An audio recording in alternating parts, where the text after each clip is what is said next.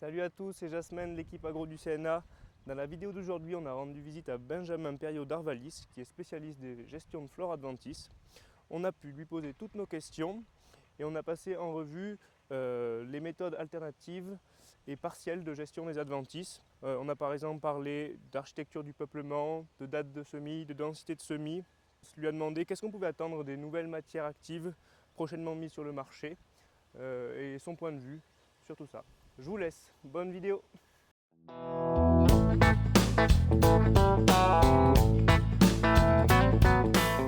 Et donc pour l'instant, chez Arvalis, c'est des sujets qui étaient déjà travaillés, l'architecture, mettons, port étalé ou port dressé d'un blé vis-à-vis du salissement, et si oui, quel effet ou pourcentage d'efficacité on peut en attendre? Quelques pourcents? J'imagine que c'est un levier que à mettre en combinatoire avec d'autres leviers. Oui. Tout miser là-dessus, c'est dangereux peut-être? En fait, ce levier architecture du peuplement, alors sur maïs par exemple, on démarre tout juste avec des variétés des semenciers qui développent des variétés un petit peu spécifiques, à port un petit peu plus étalé. Donc c'est des choses qu'on démarre tout juste, depuis 2 ans, on n'a pas encore beaucoup de références. Sur céréales à paille, on a un petit peu plus de recul, puisque depuis une dizaine d'années, on travaille le sujet, notamment en agriculture biologique, où là, on a vraiment montré des effets sur certaines variétés biologiques qui, pour le coup, ont des ports très étalés et permettent entre guillemets, de limiter le développement des adventices. Alors après, l'effet est aussi très variable entre espèces d'adventices. Mais on a vu des effets. En agriculture conventionnelle, sur les variétés traditionnellement utilisées, c'est un petit peu plus compliqué. Et c'est la raison pour laquelle dans Gramicible, on retravaille le sujet, mais en incluant un nouveau levier, entre guillemets, que sont les variétés hybrides. Puisque sur certaines variétés hybrides, on a vraiment des ports plus étalés qu'en variété traditionnelle. Et c'est donc un sujet qu'on commence à travailler aussi pour la gestion des graminées. Quels sont les pourcentages d'efficacité des variétés qui sont des ports plus étalés par rapport aux classiques, on va dire, Alors, les ordres de grandeur? Ce levier-là, en fait, ne sera probablement jamais utilisé tout seul. Donc c'est assez difficile de donner un pourcentage uniquement donné par le pouvoir couvrant de la culture. Mais on s'aperçoit que quand on le combine à d'autres leviers, que sont éventuellement une modification de l'écartement, une modification de la densité, et puis surtout des leviers plutôt de gestion de flore ou prophylactique, comme par exemple un décalage de la date de semis, là on arrive à des pourcentages de réduction de graminées assez drastiques. Donc c'est ce genre de choses et de combinaisons qu'on va pouvoir travailler dans les projets du Parsada. Parce que cette gestion donc, avec les hybrides, on l'a vu fonctionner assez bien sur orge hybride. Mais est-ce qu'on peut attendre un effet similaire avec, je ne sais pas, des blés hybrides, certains hybrides de maïs ou c'est que sur l'orge que ça a été travaillé? Ce que l'on travaille actuellement dans le cadre de Gramicible, ce sont plutôt des choses sur maïs ou sur blé. D'accord. Voilà. Donc, je vous dis, on est que dans les débuts et on n'a pas forcément beaucoup de résultats, mais nous travaillons vraiment sur blé et maïs en ce moment. Et donc, chez Arvalis, tu précisais que vous aviez travaillé un peu ce qui était densité de semis vis-à-vis du salissement. Est-ce que c'est un vrai levier, par exemple, de surcharger la densité de semis d'un blé, ou c'est un peu un miroir aux alouettes, et en fait, la période où les adventices lèvent dans le blé, il y aura dans tous les cas trop peu de couverture pour avoir un vrai effet, et on risque surtout d'avoir des soucis maladies, verse, surconso de minéraux. L'aspect densité n'est pas tellement un levier qu'on va vraiment travailler dans un but de gestion de flore, c'est plutôt qu'il est très lié à l'écartement. Quand on veut un peuplement optimal pour produire un certain niveau, il est lié par définition au peuplement. Donc c'est quelque chose qu'on va systématiquement travailler. C'est-à-dire qu'à partir du moment où on va modifier les écartements, on va souvent aussi retravailler un petit peu les densités, mais ce n'est pas pour nous un levier prioritaire de gestion de la flore. A priori, on n'attend pas grand-chose de ce levier-là. Parce que certains agriculteurs qu'on a entendus en plaine disent, bon, bah voilà, maintenant pour... l'année prochaine, pour essayer de gérer les raigrages, je vais semer à 600 grammes mon blé, mais c'est plus dangereux qu'autre chose. Quoi. Après, il faudrait poser la question, je pense, à un écophysiologiste, mais il faudra parier que les tables de densité sont quand même définies en fonction d'un certain nombre de critères et avant tout des contextes pédoclimatiques. Donc, on a d'autres leviers de gestion de la flore aujourd'hui qui sont beaucoup plus efficaces. Je parlais tout à l'heure des décalages de date de semis, par exemple. retarder un semis de blé tout en étant raisonnable, mais de 1 à 2 semaines par exemple sur un semis traditionnel peut limiter fortement les infestations. Le travail du sol aussi est un levier assez intéressant qui peut parfois, même ne serait-ce qu'occasionnel, mais un labour occasionnel peut parfois permettre une gestion de la flore de manière assez drastique. En fait, après, ce qu'il faut voir aussi, c'est que on se rend compte qu'on est vraiment sur une gestion intégrée. Et donc, c'est vraiment la combinaison de plusieurs leviers qui vont permettre d'aboutir à un résultat satisfaisant. Et on a souvent le travers de dire ce levier-là est super efficace, mais finalement, ce qu'on se rend compte, c'est que c'est souvent la combinaison.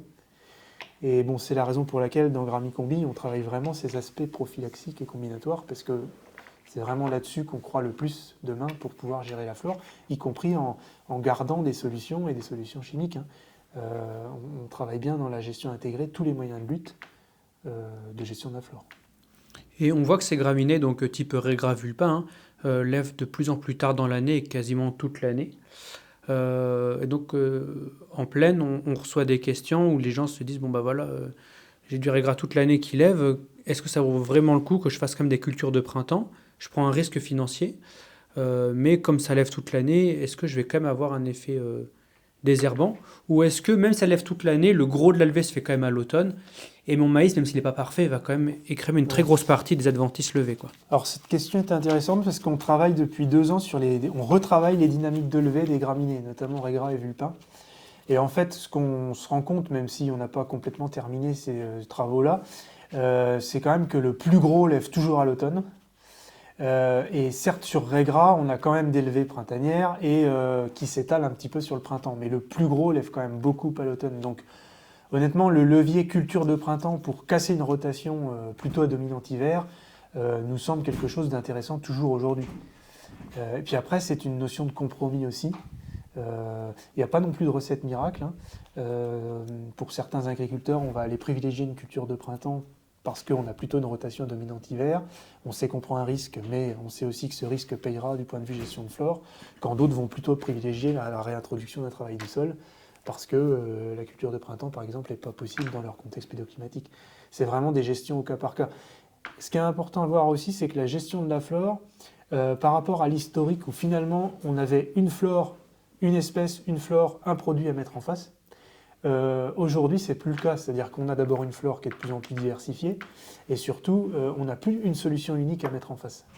Mais on a une combinaison de leviers, et puis des choix à faire. Et l'important, c'est de faire les bons choix, et les bons choix dépendent en grande partie du contexte pédoclimatique, et puis tout simplement de l'organisation aussi de l'exploitation agricole. Et est-ce que...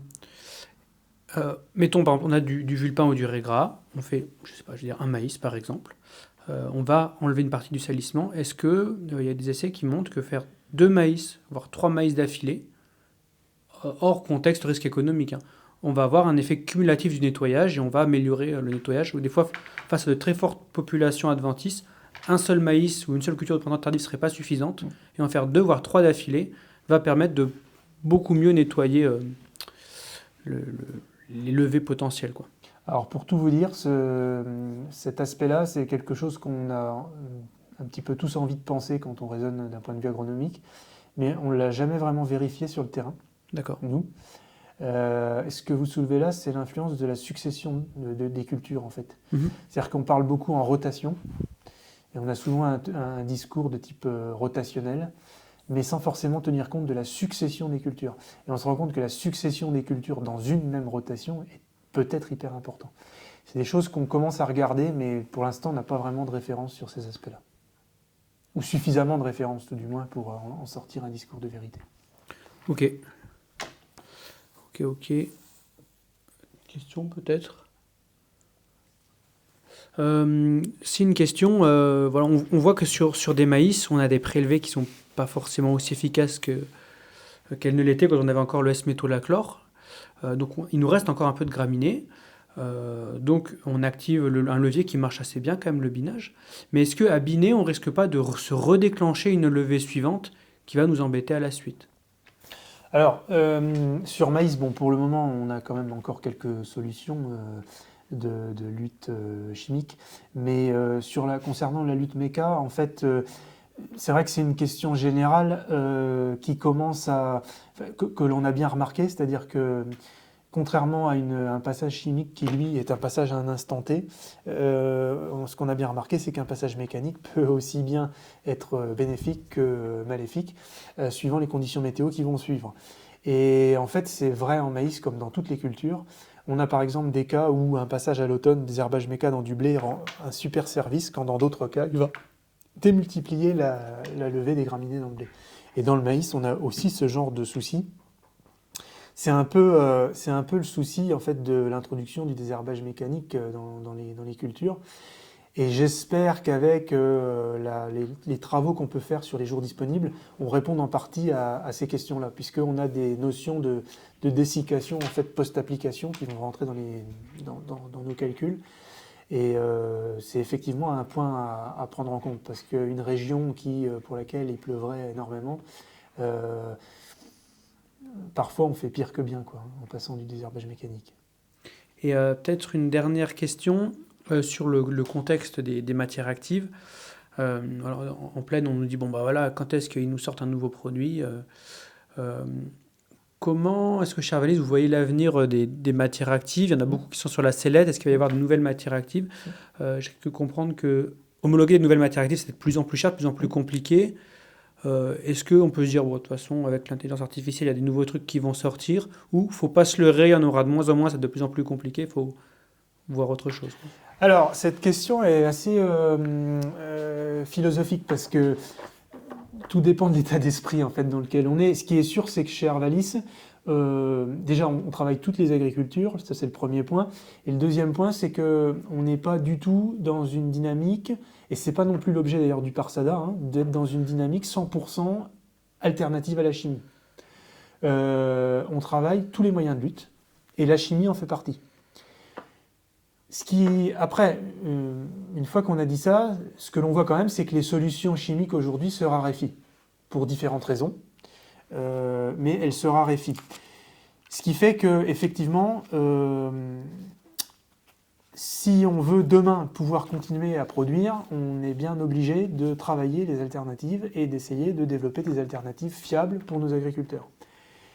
Mais encore une fois, on travaille tous les moyens de lutte. Vous le disiez tout à l'heure, alors l'intelligence artificielle, je ne sais pas en quelle mesure elle jouera ou pas sur l'introduction de nouvelles molécules, mais pour le moment, il est clair qu'on n'en a pas beaucoup, de nouvelles molécules. On a 2 molécules qui potentiellement devraient arriver sur le marché prochainement en céréales à paille. Ce seront des produits racinaires d'automne.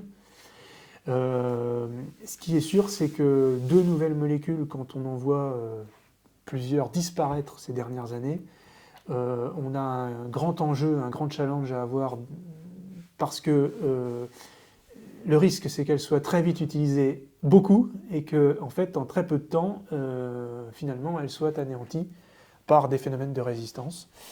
Donc, ce qui est sûr, c'est qu'on continuera à les manager de manière intégrée, et donc à les préconiser avec un ensemble d'autres leviers agronomiques ou prophylactiques dans la rotation. J'ai une question sur la gestion des adventices qui va peut-être s'éloigner un peu de ces 3 projets. En plaine, non, plutôt dans la littérature, on voit que le régras et le vulpin sont des plantes nitrophiles. À quel point la levée de dormance de ces plantes est conditionnée par la présence d'azote ou pas? Ou est-ce que c'est que leur biomasse qui augmente avec la disponibilité en azote? Et à quel point on peut manager sa fertilisation azotée dans une culture pour baisser la pression de ces adventices? Ou est-ce que c'est juste un rêve tout ça et qu'en fait il ne faut pas se leurrer, si on met un blé, eh ben, il y aura du régras dedans parce que le régras est calé sur le blé, un point c'est tout. En fait, le problème de l'azote, c'est que ça dépasse les adventices, parce que en fait, aujourd'hui, l'azote, de toute façon, on est limité. En quantité, quand vous êtes en conventionnel, vous ne faites pas ce que vous voulez, hein. Vous mettez une dose qui vise à produire une certaine quantité de blé. Ou d'autres choses d'ailleurs. Alors, dire que c'est des espèces nitrophiles, oui, probablement. Mais ce qu'il faut voir aussi, c'est que je pense qu'elles ont été aussi favorisées par l'enchaînement de pratiques et puis les résistances qui sont apparues, en fait. Et En fait, aujourd'hui, si on veut rester en agriculture conventionnelle, on n'a pas tellement le choix. Moduler l'azote encore plus en vue de moduler les adventices, honnêtement, moi, j'y crois pas. Mais par contre, vous avez raison, le problème de l'azote, on le voit très bien. Vous comparez agriculture conventionnelle et agriculture biologique. En agriculture bio, vous avez presque pas de régras.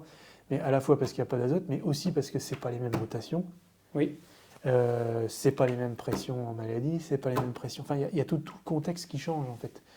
Donc, honnêtement, réduire le sujet graminé à l'azote,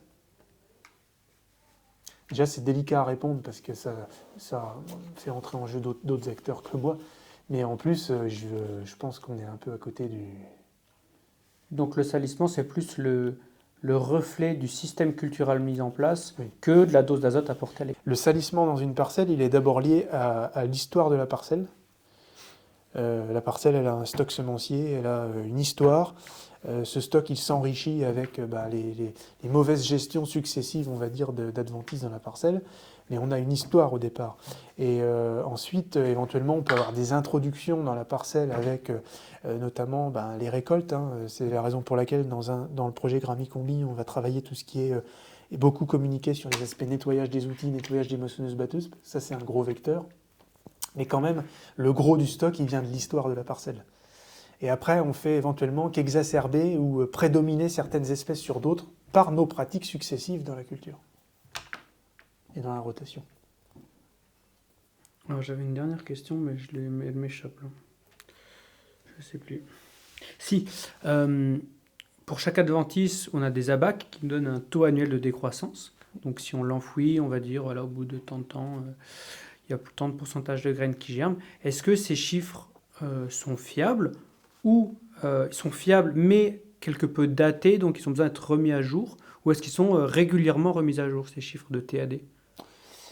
Alors ces chiffres de TAD, en fait, aujourd'hui, sont un petit peu pour nous connus. C'est-à-dire que, en fait, ce qui compte, c'est au-delà des pourcentages précis de taux annuel de décroissance, ce qui compte, c'est plutôt le classement des espèces, en fait, et de savoir que une espèce va très vite se dégrader ou décroître quand une autre pourra être capable de rester plusieurs années dans le sol, en fait. Et c'est ça qui nous intéresse dans la gestion de la flore. C'est pas tant le pourcentage exact, en fait, qui lui, bien sûr, peut varier suivant le contexte pédoclimatique, par rapport aux différents endroits où on a pu mettre en place les essais. Ceci dit, vous avez un petit peu raison quand même quand vous dites que est-ce qu'on les met à jour? Alors, on ne met pas vraiment à jour les TAD. Par contre, dans le cadre du Parsada, on a quand même pour ambition, de travailler les dynamiques de germination de ces plantes, et notamment les suivis de régras et de vulpins au champ en font partie et contribuent à améliorer la connaissance sur les taux de germination de ces espèces-là.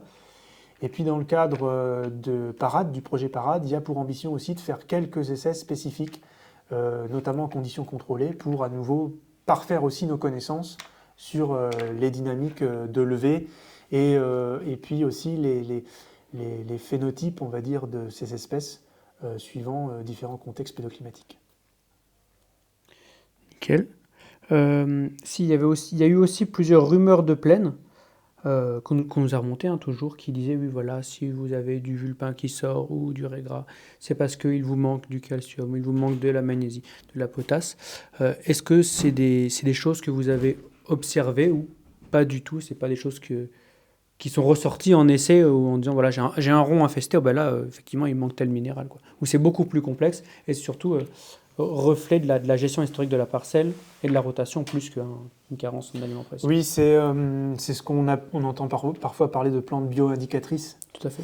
Alors, certes, on sait que historiquement, certaines espèces peuvent avoir un intérêt ou un regain d'intérêt particulier par rapport à telle ou telle condition du sol, tel ou tel élément chimique ou taux d'acidité dans le sol. Mais je dirais qu'aujourd'hui, la présence, en fait, l'émergence d'adventices dans la parcelle sont avant tout dues à l'historique, en fait, de nos pratiques, de nos itinéraires techniques depuis plusieurs années. Et clairement, je pense qu'en grande culture, aujourd'hui, on ne peut plus vraiment se servir de la présence de telle ou telle espèce pour nous indiquer un état du sol particulier, puisqu'historiquement, l'exemple le plus frappant, par exemple, c'était le vulpin, où on avait plutôt tendance à le voir dans des sols très hydromorphes. C'est encore vrai aujourd'hui, mais on le trouve aussi sur des sols qui ne sont pas hydromorphes. Et inversement pour le régras. Donc on voit bien qu'en fait, cette bio-indication initiale, elle est presque plus existante aujourd'hui parce qu'elle a été brouillée par toutes nos pratiques. Et la présence aujourd'hui de telle ou telle espèce dans une parcelle est plutôt le reflet des pratiques que des conditions et des caractéristiques du sol. Voilà, oui, ça c'est un sujet. On se dit, il y a toujours des rumeurs de plaine qui disent bon bah voilà, j'ai utilisé du glyphosate, bas de gamme, banalisé, sans adjuvantation. Je mets 1 litre, ça marche. Je mets 2 litres, mince, ça marche plus. Bon, ça marche plus. Je mets 3 litres, 4 litres. On voit des 6 litres qui peuvent se faire en 360 ou même en 540. Donc on est au-delà de la dose légale. Et certaines personnes se disent bon, ok, c'est parce que j'ai mal adjuvanté, donc en réadjuvantant, je vais retrouver cette efficacité perdue. Ou est-ce que c'est se bercer d'illusions parce que c'est juste un contournement génétique et une fois que c'est fait, c'est plié, quoi. La question est intéressante parce qu'effectivement, dans le cadre des projets en cours là, sur le Parsada, et notamment un autre projet qui s'appelle le projet ASAP, on est en train avec les partenaires et notamment INRAE de remettre à jour la présence en fait, de plantes résistantes en fonction d'un certain nombre de modes d'action. Et on commence effectivement à s'intéresser aux aspects glypho. Alors il est clair que quand une résistance est en train de s'installer dans la parcelle, il n'y a plus grand chose à faire en fait. Bon, ceci dit, on se rend compte aussi que le glyphosate, c'est quand même une molécule qu'il faut optimiser. Il a probablement été très banalisé et du coup on a peut-être aussi oublié parfois un certain nombre de conditions d'application à respecter. En premier lieu, c'est une molécule qui est sensible à la dureté de l'eau, présence de calcium et de magnésium. Et donc il faut déjà dans un premier temps s'assurer que l'eau qu'on utilise n'est pas dure, calcaire. Et si c'est le cas, il va falloir la traiter pour justement retirer la dureté. Comment on fait ? Par l'ajout d'adjuvants en fait, à base de sulfate d'ammonium. Et le sulfate d'ammonium, notamment par sa partie sulfate, SO4-, va venir piéger les ions Ca2+, Mg2+, et donc éviter de chélater le glyphosate. Ça, c'est le premier point.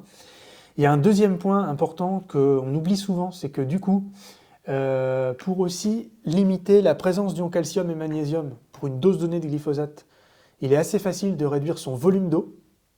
C'est la raison pour laquelle on préconise 100 litres hectare grand maximum de volume d'eau pour une application de glyphosate. Parce que plus vous allez augmenter votre volume d'eau, plus vous allez augmenter la présence de calcium et de magnésium, et donc plus vous aurez un effet dureté sur la molécule.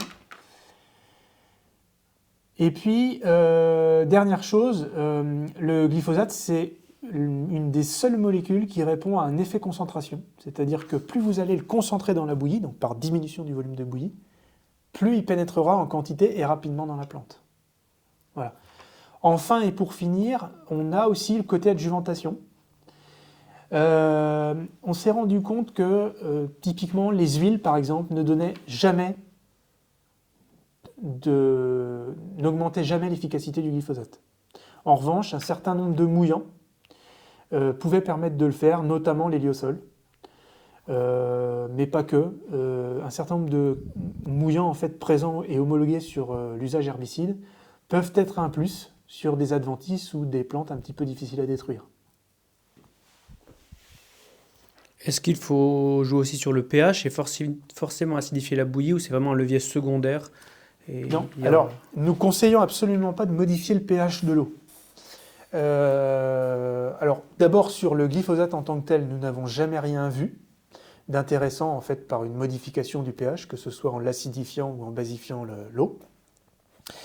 De plus, modifier le pH de l'eau peut être dangereux pour l'opérateur parce qu'il faut utiliser des acides en grande quantité pour modifier le pH d'une cuve de pulvée de 3 ou 4 000 litres par exemple. Il faut des quantités assez importantes d'acides, ce qui peut se révéler dangereux. Et puis l'autre point qu'on avait observé aussi, c'est qu'un certain nombre de molécules peuvent carrément être sensibles à une baisse de pH et notamment se dégrader très vite dans l'eau. Et ce qu'il faut savoir, c'est que quand vous avez une molécule qui est sensible à un pH donné, systématiquement est ajouté un coformulant dans le bidon, un coformulant qui va venir tamponner le pH de la bouillie. Donc pour l'ensemble de ces raisons-là, nous ne conseillons absolument pas de modifier le pH de l'eau, simplement la dureté, et uniquement pour le glyphosate, puisque c'est la seule molécule qu'on peut appliquer en grande culture et qui est chargée négativement, donc sensible à la présence de calcium et de magnésium.